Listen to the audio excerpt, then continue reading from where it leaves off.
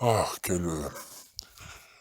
quel sentiment de liberté, loin de tout, loin de cette humanisation complètement déshumanisée, complètement stupide, débile, abruti, imbécile. J'ai l'impression de parler comme Verdi. Il doit y avoir une influence quelque part, inconsciente. J'en ai parfaitement conscience. Voilà, et je suis parfaitement conscient de la connerie qui nous entoure et qui pourrit ce monde. Voilà, si l'être humain n'était pas aussi débile, aussi manipulable, aussi malaxable, aussi conditionnable, je sais pas si ça se dit tout ça, nous n'en serions pas là. Voilà.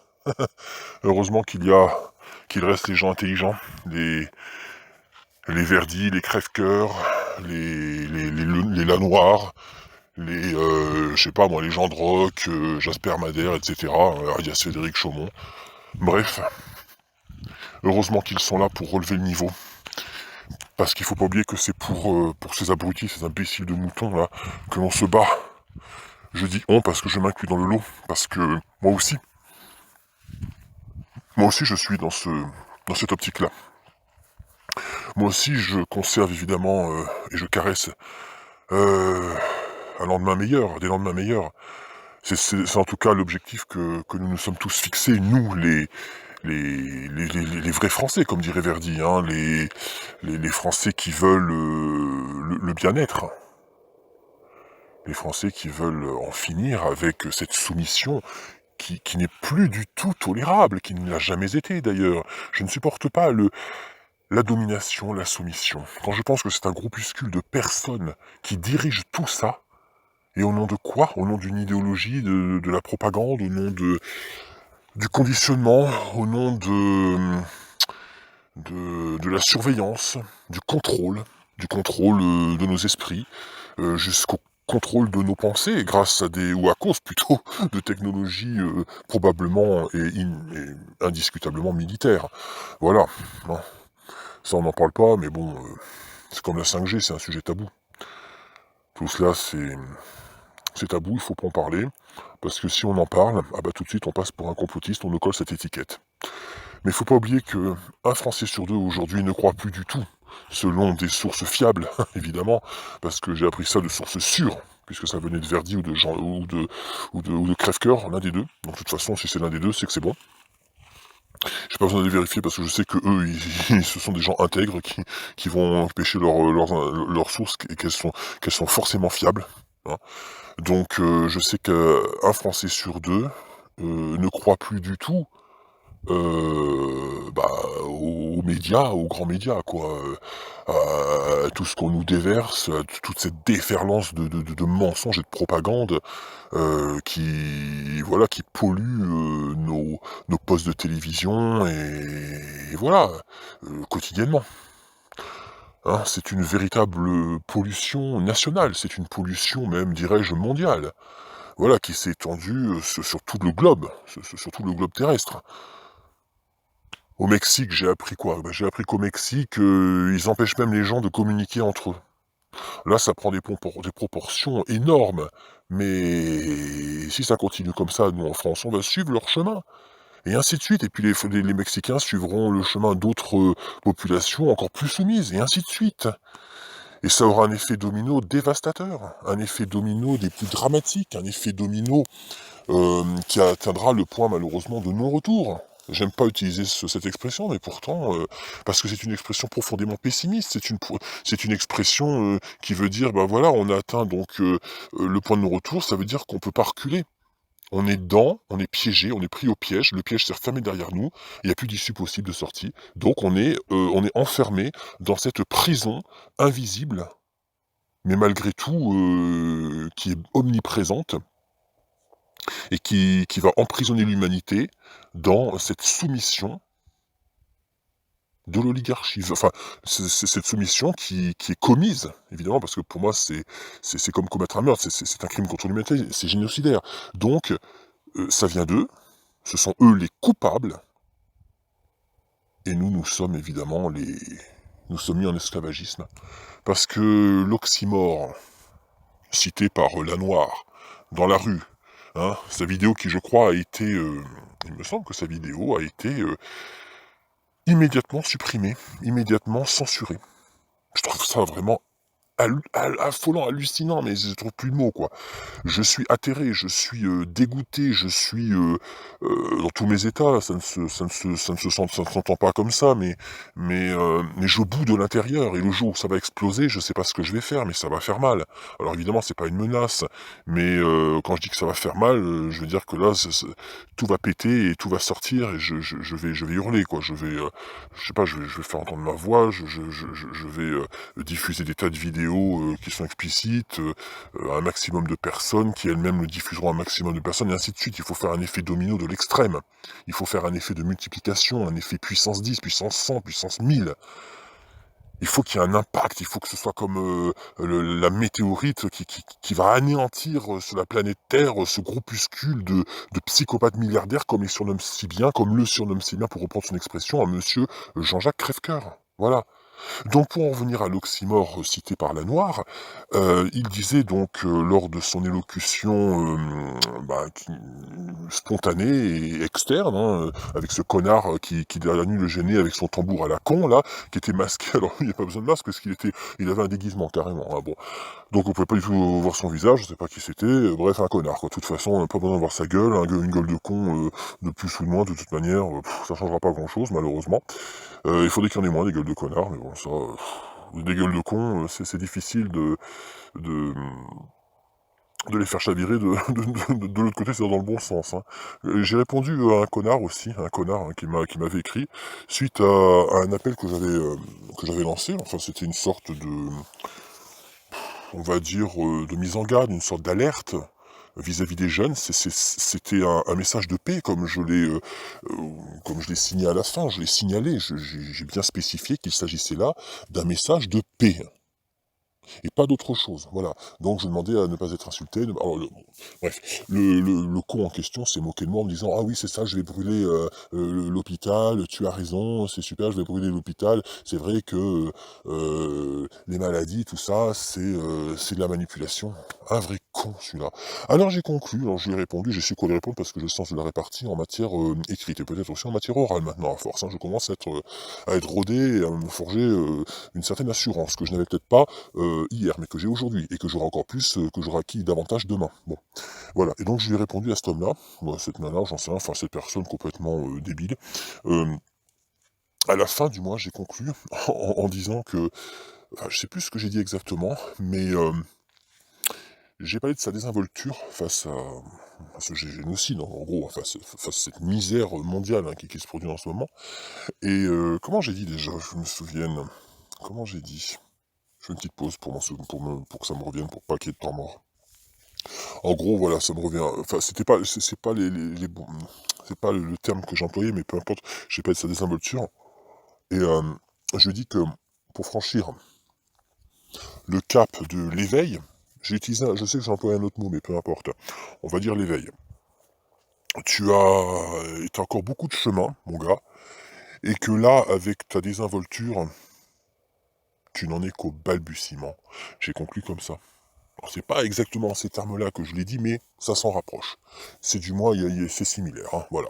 En gros, ça veut dire qu'il est vraiment au plus bas de l'échelle. Il est au plus bas niveau. Il est au niveau vraiment des moutons. Et encore, c'est même insultant pour les moutons, parce que j'adore les moutons, c'est gentil comme tout un mouton, et c'est pas si idiot que ça. Voilà. Donc on compare aux moutons, évidemment, hein, parce que c'est suivre la troupe, etc. C'est une image.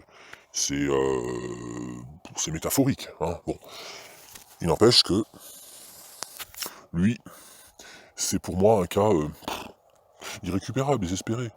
Alors, s'il faut essayer, si la mission que, que nous sommes lancés, que nous nous sommes donnés, enfin, si nous nous sommes donnés pour mission de changer l'opinion de ces gens-là, qui sont au plus bas niveau de l'échelle, comme je l'expliquais à l'instant, bah ça va être le combat, le parcours du combattant, quoi. Ça va être la croix et la bannière. Ça va être vraiment le combat quasiment de la mission quasi impossible. Je dis bien quasi parce que il y a toujours une petite lueur d'espoir qui subsiste malgré tout. Et il faut la prendre en considération. Il faut en être conscient qu'il y a toujours, malgré tout, cette petite, si petite soit-elle, lueur d'espoir. Et quand je parlais d'oxymore, pour en revenir sur le terme qu'a employé Martial Lanoir, bah, c'est vrai que bah, il a raison, quoi.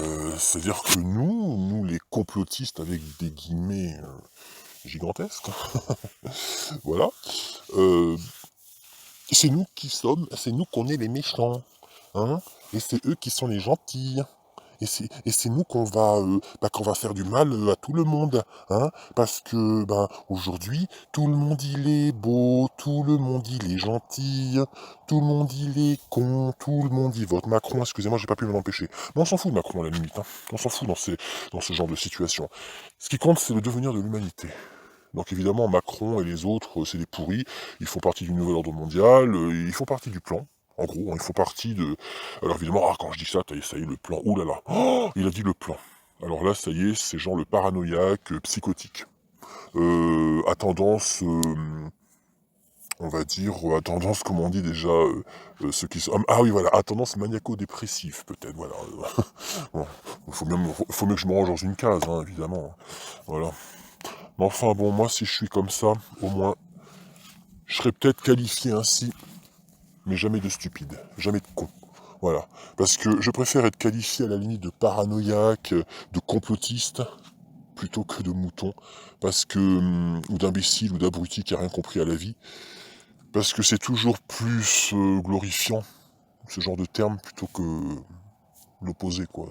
Vraiment, les crétins en puissance, hein, c'est ceux qui sont devenus complètement sourds et aveugles, et même muets avec les muselières qu'on leur a imposées. Et qui s'imposent eux-mêmes et qui nous les imposent et qui nous l'imposeront par la suite, et c'est à cause d'eux. Donc c'est la guerre ou la guerre ou la guerre entre c'est la guerre civile. C'est une guerre civile, mais c'est une guerre sournoise parce qu'elle est silencieuse, elle est secrète. Et ça me rappelle le fameux titre du livre de Claire Séverac, qui avait titré qu'elle avait titré La guerre secrète contre les peuples. Ça veut tout dire. Madame Claire Séverac, si vous étiez encore parmi nous, mon Dieu, paix à votre âme, je suis pas croyant, mais paix à votre âme. Franchement, vous devez vous retourner dans votre tombe, c'est pas possible. Si vous étiez là, vous auriez tellement, tellement de choses à nous dire, à nous apprendre, à nous communiquer, à nous transmettre. Si seulement vous étiez encore parmi nous. Parce que cette femme, c'était une visionnaire, elle avait raison. Et c'est pour ça que je suis intimement convaincu de ça, évidemment. Si on m'écoute, on dira, celui qui est du côté des imbéciles, il dira que je suis en ultra complotisme, peu importe, je m'en fous, de toute façon, je les emmerde. Je vis pas pour eux, hein, mais il n'empêche que je me battrai, malgré tout, pour eux. C'est ça qui est bien ironique. Et bien voilà, donc je disais, cette femme était visionnaire, elle avait vu juste, elle était en avance sur tout cela, et c'est pour ça qu'elle a énormément gêné, énormément dérangé un groupuscule de criminels, assassins, de génocidaires, criminels contre l'humanité. Et les gens qui gênent, c'est pas compliqué, hein, on les supprime. Les gens qui en savent trop, qui en disent trop, et qui ont la répartie, qui ont le sens de la répartie, et qui ont surtout de quoi argumenter, et qui sont extrêmement documentés. Alors là, tous ces éléments réunis, explosifs, malheureusement, se retournent contre eux. Plus on en sait, et moins on a de chance, et malheureusement, moins notre espérance de vie est bonne, et prometteuse. Voilà. C'est un terrible constat, mais c'est pas pour autant qu'il faut cesser le combat. Au contraire. Parce qu'il faut bien se dire que tous ces gens qui censurent, tout, comment je pourrais dire, toute la bien-pensance, voilà, on peut le dire ainsi, qui constamment, de jour en jour, et en allant crescendo dans ce sens-là, continue, ne cesse de commettre la censure comme telle une procréation, j'en sais rien. Ils font plein de petits comme ça, et puis malheureusement, mais ils pourront pas tout censurer, c'est pas possible. Ils ne pourront pas faire taire éternellement les personnes comme nous. C'est pas possible. Un jour ou l'autre, ça va péter. Et ça va faire très mal. Et ça, il faut bien qu'ils le comprennent et je pense ils ont la trouille. Ils, ils doivent faire dans leur froc. Parce qu'ils se rendent compte que il y a de plus en plus de gens qui se réveillent et que la résistance prend de l'ampleur. Elle ne va pas en diminuant, mais c'est même l'inverse, elle va en s'amplifiant. Elle gonfle. Elle prend beaucoup d'importance et elle dérange énormément. Voilà pourquoi aujourd'hui, ces salopards qui dominent le monde de façon totalement éhontée, de façon absolument ignoble et criminelle, ont peur.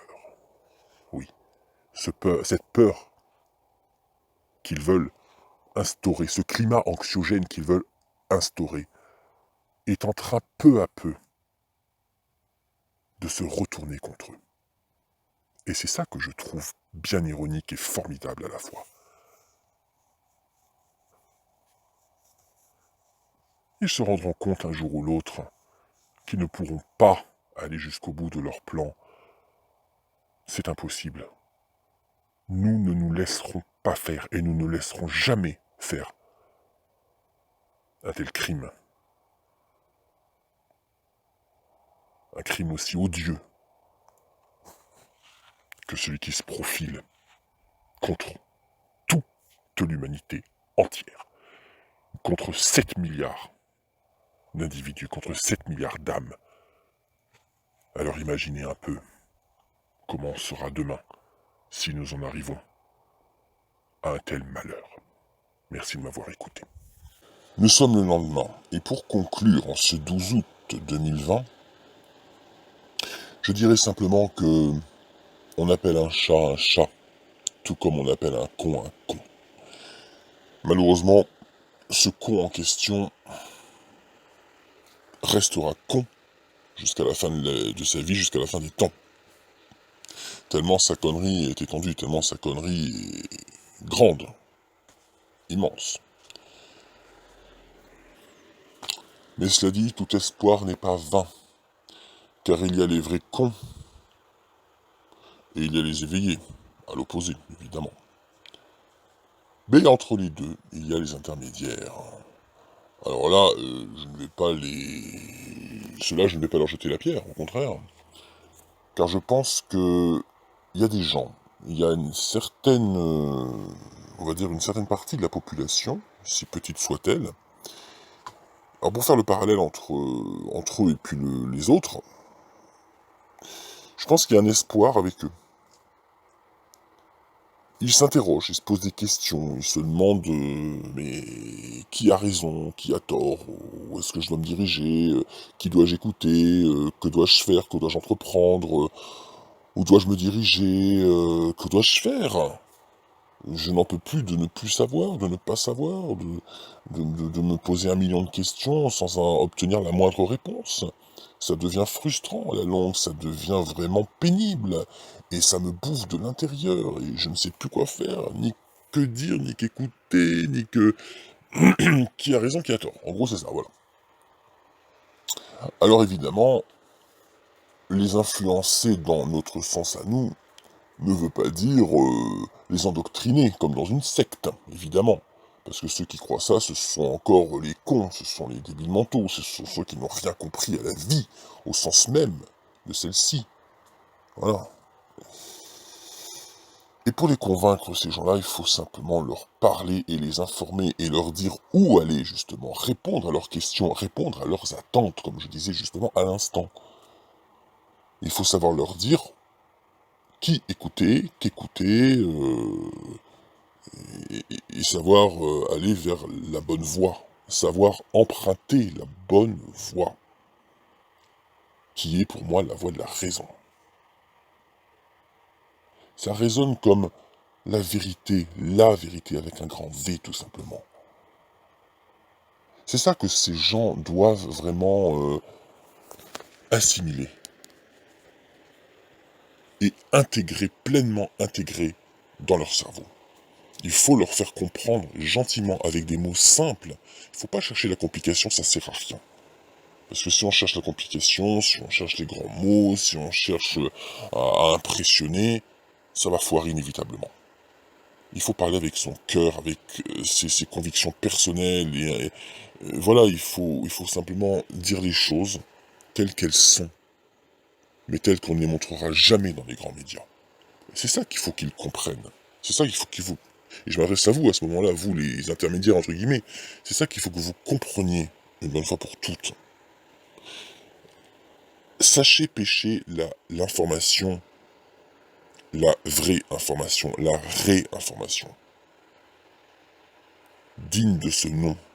Voilà, l'information digne, tout simplement digne. Car les journaleux, les journalopes sont indignes d'exercer leur profession. Ils ont bafoué cette profession. Verdi l'a assez dit. Je l'ai bien écouté, je l'ai bien entendu. Voilà, je l'ai plus qu'écouté, je l'ai entendu. Donc je ne vais pas répéter ce qu'il a dit. Je ne vais pas faire un copier-coller de son discours. C'est pas le but. Simplement, je me nourris de tout ce que je peux entendre à droite à gauche pour en faire ma propre analyse et pour essayer justement de la diffuser au mieux à ma façon. Sans prendre de gants, sans trop réfléchir, sans trop de préparation, mais tout de même une préparation intérieure, une préparation interne, malgré tout, dans ma tête, parce que je sais à peu près ce que je veux et ce que je vais dire, ce que je veux transmettre comme message. Alors évidemment, j'ai des hésitations, je cherche parfois mes mots, vous l'aurez compris, parce que je ne prépare pas, je ne fais pas de discours avant, comme je l'ai fait dans mes premières vidéos. Hein. Je ne prépare pas un texte comme... Voilà, mais je pourrais le faire par la suite. Hein. Je prévois de le faire prochainement. Afin de pouvoir vraiment mettre sur papier une analyse complète de tout ce que j'ai pu dire, de façon plus ou moins, on va dire, maladroite. Hein. Maladroitement, c'est vrai que parfois je suis maladroit, je le reconnais. J'ai des hésitations, je ne suis pas un orateur, hein, je parle pas comme... Pour moi, ce sont des maîtres. Hein, c'est comme si j'étais face à Kasparov sur l'échiquier. Bah oui, je suis au plus bas de l'échelle, hein, par rapport à lui, c'est clair. Hein, bon, voilà. Donc eux, ce sont un peu les maîtres de l'échiquier. Et ils se battent, voilà, contre l'autre partie, les blancs ou les noirs, peu importe. Je vais pas faire du racisme, hein, voilà, je vais pas après qu'on me dise que je suis raciste et tout, les blancs contre les noirs, hein, c'est qu'un échiquier, hein, ce ne sont que des couleurs représentatives pour différencier les équipes, hein, tout simplement, pour différencier les joueurs, tout simplement, hein, qui sont au front. Bon. Voilà, donc j'essaie à ma façon voilà, de transmettre mes messages, mon message, comme je peux, voilà. Il faudrait juste que les cerveaux retournés, complètement retournés, ou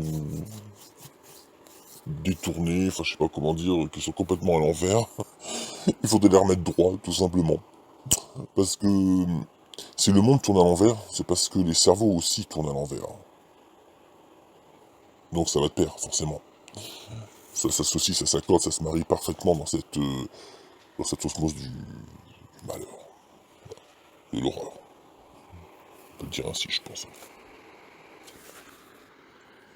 En tout cas, moi, si je suis considéré comme un complotiste, très bien, si ça peut leur faire plaisir de me cantonner dans ce rôle-là, voilà, de me mettre, disons, dans cette catégorie, de me catégoriser ainsi, de me ranger dans cette putain de case, si ça peut leur faire plaisir. Tant mieux, voilà. Bon, moi, j'ai une identité, je suis complotiste. À ce moment-là, on est des millions à être complotistes, hein, donc c'est débile, ça n'a plus aucun sens. Le complotisme n'existe plus à ce moment-là. Nous sommes des gens tout simplement éveillés. Allez, j'arrête là parce que je ne veux pas faire vidéo trop longue et m'étendre sur le sujet, parce que je pense qu'il n'est pas nécessaire de le faire, et d'insister plus longtemps. Écoutez et réécoutez si nécessaire, et si j'oublie de dire quelque chose, ce sera pour une prochaine intervention.